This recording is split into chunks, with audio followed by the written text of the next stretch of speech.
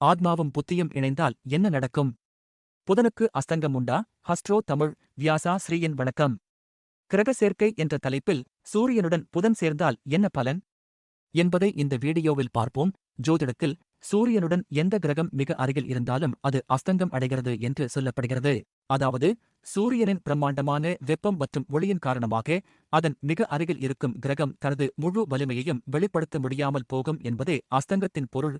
என்றாலும் புதனுக்கு அஸ்தங்க தோஷம் இல்லை என்ற கருத்து ஜோதிடத்தில் உண்டு. ஏனெனில் புதன் எப்போதும் சூரியனுக்கு அருகிலேயே பயணம் செய்யும் ஒரு சிறிய கிரகம். அதனால் புதன் சூரியனுக்கு மிக அருகில் இருந்தாலும் அதற்கு அஸ்தங்க தோஷம் இல்லை என்ற கருத்து நிலவுகிறது. இதற்கு மாற்று கருத்தும் உண்டு என்பதை கவனத்தில் கொள்ள வேண்டும். மேலும் புதன், சூரியன், சுக்கிரன் ஆகிய 3 கிரகங்கள் அருகில் இருக்கும் என்பதால் இதை முக்கூட்டு கிரகங்கள் என்று அழைக்கப்படுகின்றன. இந்த சேர்க்கை வாழ்க்கையை உயர்த்துமா? பார்ப்போம் அடுத்த வீடியோவில். இங்கு சொல்லப்பட்டவை பொதுவானவை.